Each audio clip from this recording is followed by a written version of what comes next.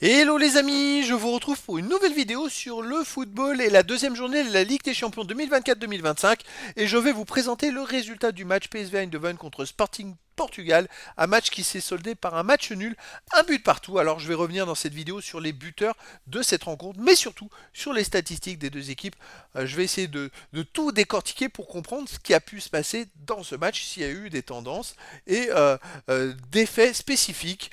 Et à la fin de la vidéo, je ferai un petit point sur les prochains adversaires pour ces deux équipes dans cette compétition.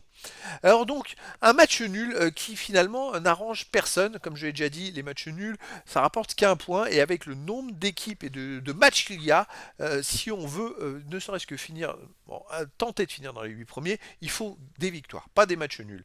Alors le PSV Eindhoven a pourtant ouvert le score à la 15e minute par Schouten. Ils ont eu une grosse possession de la balle, on va le voir un peu plus loin. Mais au bout du bout, c'est le Sporting du Portugal qui a égalisé à la 84e minute par Bragança. Alors, c'est une sacrée performance parce que le Sporting Portugal avait une victoire à la première journée. Et c'est vrai que cette égalisation est presque inespérée à 5 minutes, 6 minutes de la fin du match.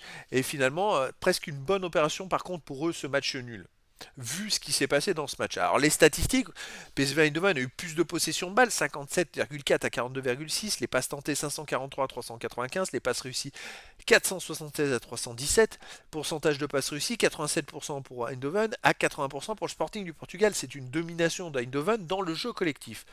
Les occasions 13 à 8 pour Eindhoven, les tirs 18 à 9 pour Eindhoven, les tirs cadrés 6-3 pour Eindhoven, les tirs contrés 4-3 pour Eindhoven, les hors-jeux de 0 pour Eindhoven.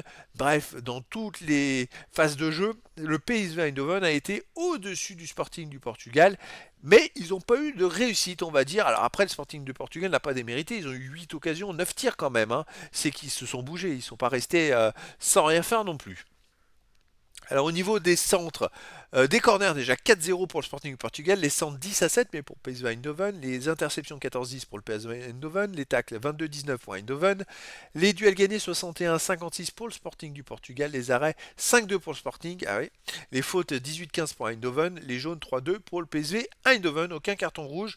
Donc des statistiques dans l'ensemble, bah je dirais légèrement en faveur du PSV Eindhoven sur la plupart des compartiments du jeu. Et c'est vrai que est-ce qu'ils se sont un peu laissés endormir le fait de mener 1-0 depuis le début du match quasiment. C'est vrai que derrière, est-ce qu'ils se sont dit ça va être une victoire facile. Et résultat au bout du compte, c'est le Sporting qui a égalisé à 6 minutes de la fin. Alors, les prochaines rencontres pour ces deux équipes, le PSV Eindhoven jouera le 22 octobre à 21h au PSG, au Paris Saint-Germain. Voilà le prochain match, le PSG qui vient de perdre à Arsenal 2-0. Et bien, ils vont devoir tout faire pour battre Eindhoven. Eindhoven a besoin de points aussi dans cette compétition et ils sont pas super bien partis, on va dire.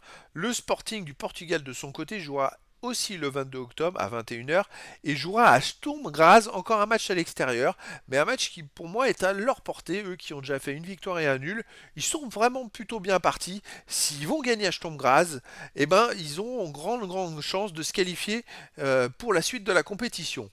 Donc voilà les amis, c'était la présentation des résultats, du résultat en statistique du match PSV Eindhoven Sporting de Portugal, un match de la deuxième journée de la Ligue des Champions 2024-2025, un match qui s'est terminé sur un score nul, un score de parité, un but partout. Voilà les amis, je vous dis à très bientôt pour une nouvelle vidéo.